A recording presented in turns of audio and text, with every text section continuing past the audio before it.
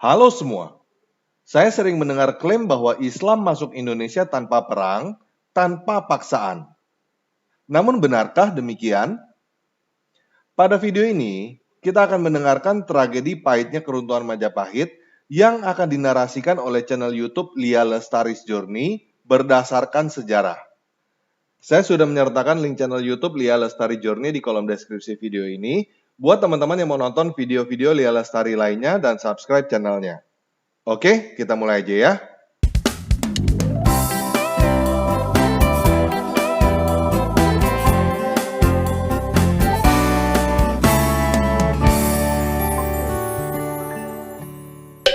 Pada abad ke-13 Masehi pernah berdiri sebuah kerajaan yang sangat besar dan sangat kaya. Kerajaan ini juga berhasil menyatukan seluruh wilayah Indonesia dan disebut-sebut berhasil menjadi poros maritim di Asia. Dia adalah Majapahit.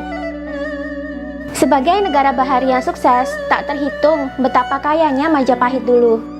Jika kalian pergi ke daerah Trowulan, Mojokerto, di sana kalian akan menemukan sebuah kolam yang tampak tradisional bernama Kolam Segaran. Cerita rakyat menuturkan bahwa kolam ini dulunya digunakan untuk menjamu tamu kerajaan. Tamu-tamu kerajaan yang singgah dan menikmati perjamuan bersama para raja dan pemangku jabatan di keraton, selesai makan, piringnya tidak dicuci, melainkan langsung dibuang di kolam segaran. Dan piringnya itu bukan dari beling atau gerabah, melainkan dari emas. Ini dimaksud agar tamu negara terpukau dan segan akan kemakmuran kerajaan Majapahit tersebut. Sekarang kerajaan ini sudah tidak ada. Kita hanya bisa mengenang kerajaan ini dari nama dan beberapa peninggalan sejarah yang berhasil ditemukan. Bahkan Keraton Majapahit alias Istana Majapahit yang menjadi pusat pemerintahan kerajaan pun masih belum ditemukan di mana lokasinya sampai sekarang. Candi-candi yang berhasil ditemukan saat ini pun rata-rata terkubur beberapa meter di bawah tanah. Ada yang terkubur 10 meter, ada juga yang lebih. Mengapa bisa sampai terkubur segitu dalamnya ya?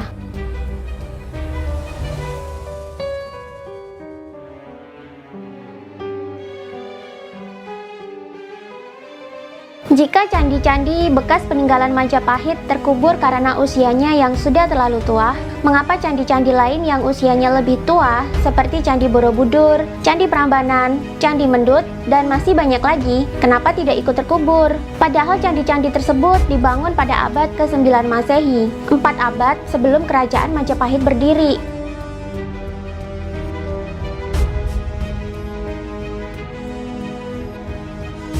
Sampai sekarang, hilangnya kerajaan terbesar di Nusantara yang namanya harum sampai ke benua Afrika dan Eropa sana masih menjadi misteri. Kebanyakan penemuan candi dan bekas peninggalan kerajaan Majapahit ditemukan dalam kondisi sudah terkubur, sehingga diperlukan penggalian untuk mengangkat dan merekonstruksinya. Informasi dan catatan sejarah untuk mengungkap Majapahit seolah putus di zaman Kerajaan Demak, kerajaan Islam yang berdiri setelah Majapahit hancur dan hilang tak bersisa.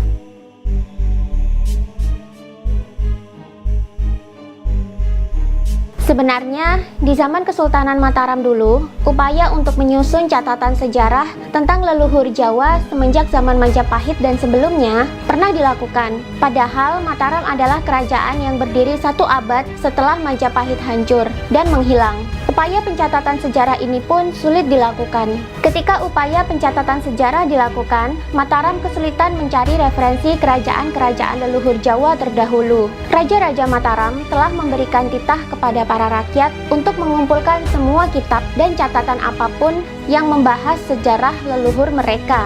Tapi, kitab-kitab dan catatan sejarah yang terkumpul mentok di zaman Kerajaan Demak saja. Itu pun yang ditemukan kebanyakan kitab berbahasa Arab, kitab fikih, dan tajus Salatin.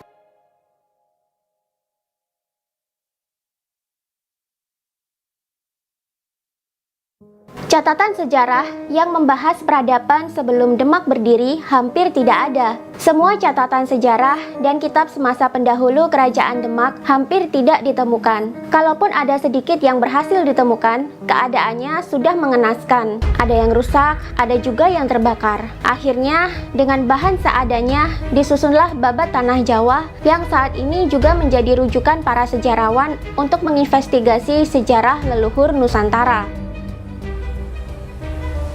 Hilangnya kerajaan sebesar Majapahit tetap menjadi misteri sampai sekarang. Kisah kehancurannya pun ada beberapa versi dan masih menjadi perdebatan hangat hingga kini di kalangan sejarawan, arkeolog, dan rakyat. Kuat dugaan kerajaan Majapahit hancur tak bersisa karena dihancurkan oleh Sultan pemimpin kerajaan Demak pertama kali, Raden Patah. Padahal Raden Patah ini adalah putra kandung raja terakhir Majapahit yang sangat dimuliakan.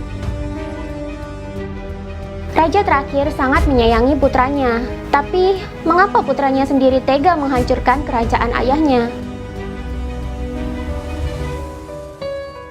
Salah satu literatur yang menceritakan kehancuran Majapahit juga bisa ditemukan dalam Darmo Gandul, sebuah karya sastra kuno yang berisi tembang dan gancaran atau prosa yang menceritakan dengan detail setiap detik-detik kehancuran Majapahit di tangan putra kandung sang raja.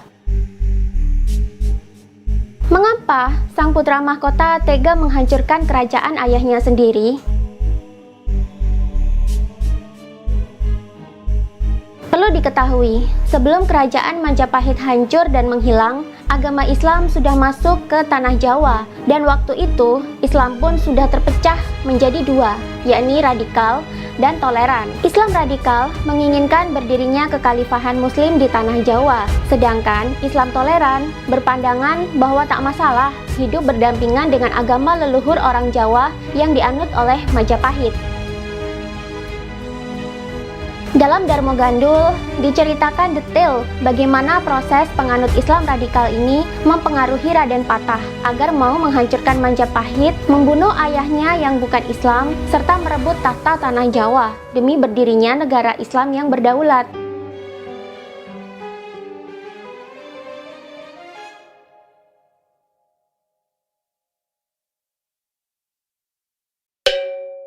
Agama Siwa Buddha diyakini menjadi agama para leluhur Nusantara, terutama di tanah Jawa. Agama ini adalah sinkretisme atau perpaduan antara agama Hindu dengan agama Buddha. Inti ajarannya adalah Budi, alias kesadaran diri sejati manusia. Dalam agama ini diajarkan bahwa manusia hendaklah mencapai kesadaran diri sejatinya, sehingga ia bisa menyadari roh dalam dirinya yang merupakan percikan roh Tuhan atau roh yang langsung diberikan oleh Tuhan. Roh dari Tuhan yang ada dalam diri manusia atau diri sejati manusia juga memiliki beberapa sifat Tuhan, seperti sifat mengasihi, menyayangi, cerdas, bijaksana, kuat, dan welas asih atau berbelas kasih. Manusia yang telah mencapai kesadaran diri sejati akan mengenali siapa Tuhannya, apa peranan dia diciptakan di dunia, dan bisa membedakan mana yang baik dan buruk secara bijaksana dan cerdas. Agama Siwa Buddha sekarang masih bisa ditemui di Nusantara.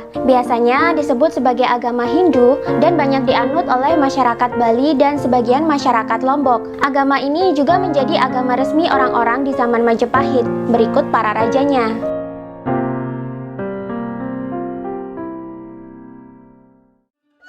Ketika Raja Majapahit terakhir bertahta, yakni Prabu Brawijaya kelima, ia memiliki beberapa putra dan seorang permaisuri yang beragama Islam.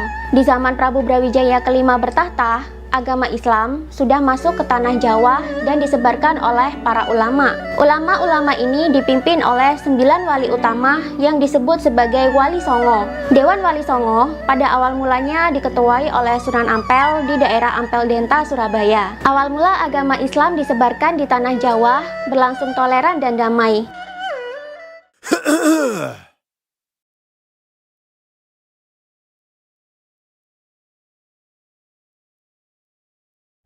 Mereka bisa hidup berdampingan dengan agama Siwa Buddha yang menjadi agama resmi di kerajaan Majapahit. Prabu Brawijaya kelima pun mengizinkan agama Islam disebarkan di daerah kekuasaannya. Bahkan sang Prabu tak segan-segan mengizinkan umat Islam untuk menjadi pemimpin di wilayah-wilayah tertentu yang mayoritasnya adalah Muslim, seperti menjadi bupati atau adipati misalnya.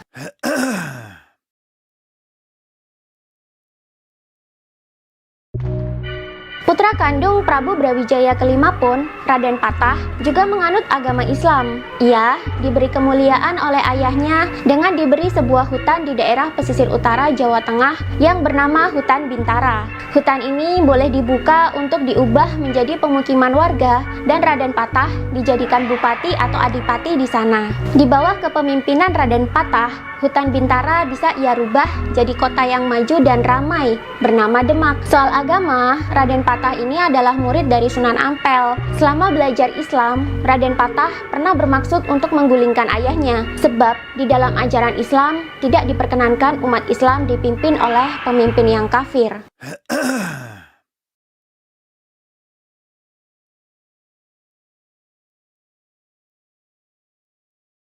Tapi Sunan Ampel melarangnya. Bagaimanapun juga, Prabu Brawijaya kelima adalah bapak kandungnya dan seorang anak wajib berbakti kepada ayahnya. Lagi pula, Prabu Brawijaya kelima tidak pernah melarang penyebaran agama Islam. Ini adalah bentuk toleransi yang selalu ditanamkan oleh Sunan Ampel. Selama Sunan Ampel masih hidup, radikalisme Islam hampir tidak ada. Ketika Sunan Ampel meninggal, agama Islam di Jawa terpecah menjadi dua, golongan mutian yang radikal dan golongan abaan yang toleran. Orang Jawa menyebutnya golongan putihan dan golongan abangan. Golongan putihan merasa wajib untuk menegakkan kepemimpinan Islam berbasis khilafah di tanah Jawa. Mereka tidak mau dipimpin oleh pemimpin kafir, dan mereka berpandangan orang Jawa harus diislamkan seluruhnya. Sedangkan golongan abangan merasa tak apa-apa jika hidup berdampingan dengan orang Majapahit yang beragama Siwa Buddha. Mereka juga tak menuntut pemimpin tanah Jawa wajib memeluk Islam. Golongan abangan ini banyak diwakili oleh sunan-sunan yang toleran. Salah satunya adalah Sunan Kalijaga. Setelah Sunan Ampel meninggal, muncul gerakan makar dari kabupaten di wilayah pesisir yang Islam, di mana di situ tercium gerakan untuk mendirikan kekhalifahan dan mereka mau melepaskan diri dari Majapahit. Gerakan makar ini diketahui oleh Prabu Brawijaya kelima. Prabu pun segera mengirimkan pasukan untuk menumpas gerakan makar ini. Pemimpin gerakan ini kocar-kacir dan melarikan diri menggunakan kapal laut. Sang Prabu segera mengirimkan surat kepada Raden Patah di Demak untuk memberitahukan bahwa telah terjadi gerakan makar oleh golongan Islam radikal, dan Raden Patah diminta menangkap dan menyerahkan mereka jika mereka melarikan diri ke Demak. Mengapa Sang Prabu curiga mereka bisa saja lari ke Demak? Karena Demak waktu itu menjadi kabupaten dengan basis Islam yang kuat. Tapi sayangnya, sebelum surat sampai ke Demak, para golongan radikal sudah lebih dulu sampai ke Demak dan menghasut Raden Patah. Mereka mengadu bahwa raja telah menyerang para ulama dan meminta Raden Patah untuk menggulingkan Majapahit dan membunuh ayahnya. Awal mulanya Raden Patah menolak. Ia bertanya, mengapa para ulama diserang? Jawabnya, karena tercium oleh pihak keraton Majapahit bahwa mereka sudah 3 tahun tidak membayar upeti ke istana dan ingin mendirikan kekhalifahan Islam sendiri. Tentu saja ini adalah pelanggaran berat bagi negara. Kabupaten yang tidak mau membayar upeti, apalagi akan melakukan makar, tentu bakal ditumpas oleh ayahnya. Menurut Raden Patah, yang dilakukan oleh ayahnya sudah benar, tapi para ulama radikal ini tidak terima. Mereka terus menghasut Raden Patah supaya mau menumpas kerajaan kafir tersebut. Bahkan Raden Patah diiming-imingi surga dan pahala berlimpah jika berhasil membunuh seorang kafir. Mereka juga memastikan Raden Patah bahwa ialah insan yang berhak memimpin tanah Jawa selanjutnya. Ayahnya selain kafir yang halal untuk dibunuh, juga sudah tua dan bungkuk, tidak bisa dijadikan pemimpin lagi. Atas bujuk rayu dan iming-iming surga yang panjang, Raden Patah akhirnya mau menyerang Majapahit dan membunuh ayahnya. Ia kemudian mengumpulkan seluruh bupati yang beragama Islam dan mengukuhkan diri sebagai raja baru di tanah Jawa. Kerajaan yang dia pimpin adalah Kerajaan Demak yang berbasiskan Islam. Ia kemudian juga menyeru para bupati untuk menyumbang pasukan untuk menyerang Majapahit dan membunuh rajanya yang kafir.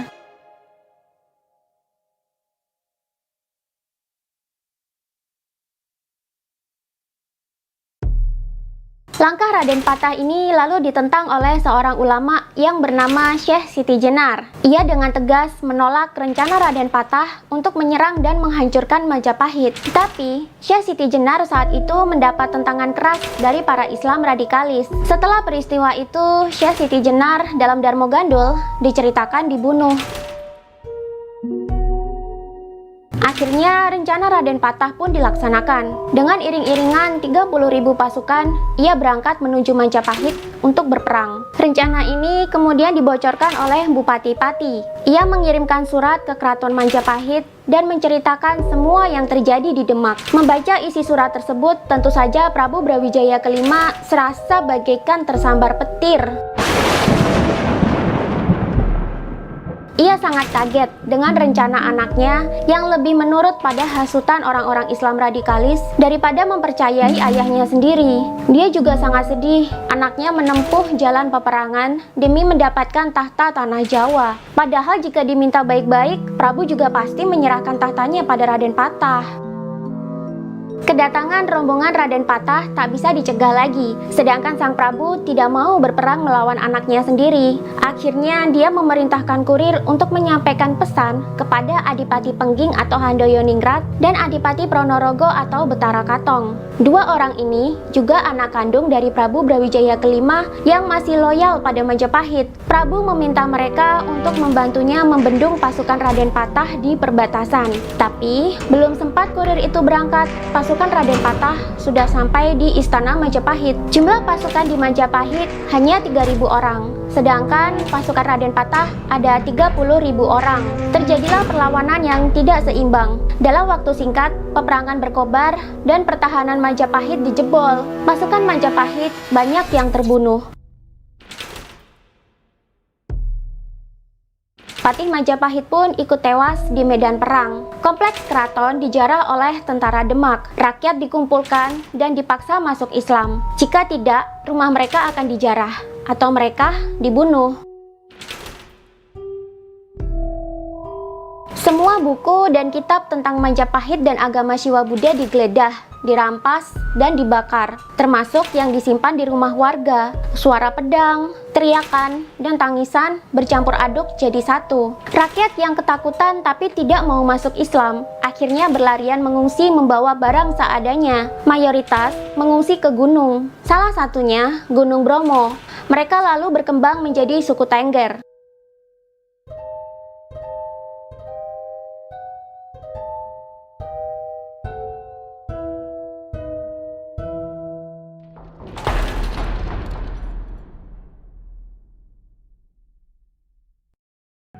Dalam tragedi ini, Prabu Brawijaya kelima berhasil melarikan diri, ditemani oleh dua pendeta setianya, Sabdo Palon dan Noyo Genggong. Mereka bertiga melarikan diri ke ujung timur Pulau Jawa. Ketika pasukan Demak menggeledah istana, seisi istana sudah porak-poranda dan habis dijarah. Sang Prabu tidak ditemukan. Akhirnya istana tersebut diduduki oleh pasukan Demak dan Raden Patah berangkat ke Ampel Denta untuk mengabarkan kemenangan perang melawan kerajaan kafir kepada keluarga Sunan Ampel di sana. Sesampainya di kawasan rumah almarhum Sunan Ampel, Raden Patah segera menemui istri gurunya yang masih hidup tersebut. Dengan bangga ia mengabarkan telah menjadi khalifah di tanah Jawa dan berhasil memenangkan pertempuran melawan raja yang kafir.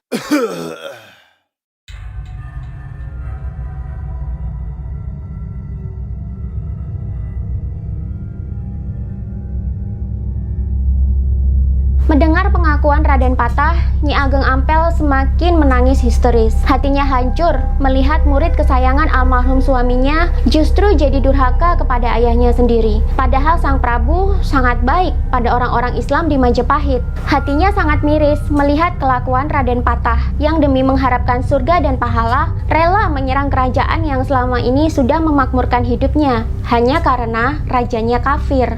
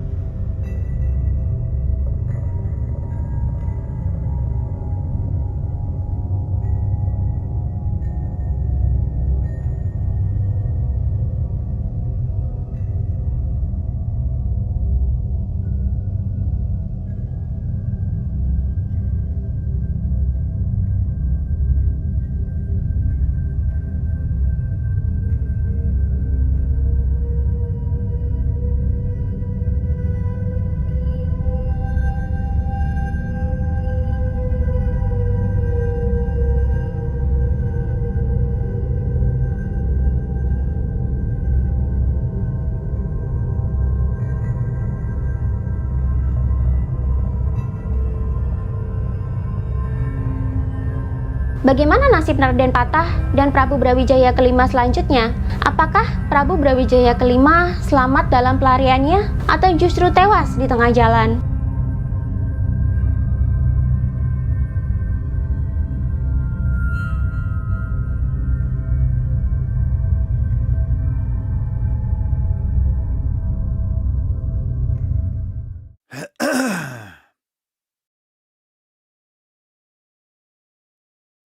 Kalau seandainya ada orang Nasrani, Yahudi, semua orang kafir yang mengatakan kepada Anda Islam dikembangkan, diekspansi dengan perubahan darah, katakan iya. Memang iya. Karena banyak orang Islam, subhanallah, kayak orang yang ketakutan kalau dikatakan Islam itu disebarkan dengan pedang. Saya katakan ikhwah sekalian, memang Islam dikembangkan dengan pedang. Jihad itu dikumandangkan memang dari dulu. Ada pengembangan Islam dengan dakwah, ada pengembangan Islam dengan pedang. Nabi SAW menyerang Mekah itu dengan kekuatan memang. Sampai menaklukkan Mekah, akhirnya tersebar Islam di Mekah. Dan kalau tidak ada jihad pada saat itu, Mekah akan tetap jadi kota kafir. Jangan dilupakan sejarah itu.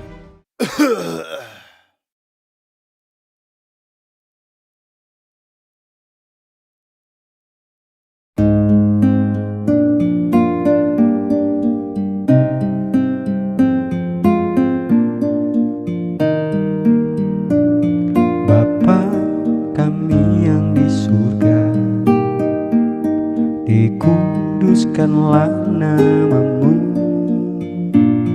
datanglah kerajaanmu, jadilah kehendakmu di bumi seperti di surga. Berikanlah hari ini makanan kami secukupnya, dan ampunilah kami ini seperti kami juga ampuni orang yang bersalah. Jauhkanlah kami dari pencobaan dan yang jahat, sebab Engkau yang mempunyai kerajaan, kuasa, dan kemuliaan untuk selamanya. Walaupun ku tak mengerti segala rencanamu, namun ku kan percaya rancanganmu terindah. Walaupun ku tak mengerti segala rencanamu, namun ku kan percaya rancanganmu terindah. Rancanganmu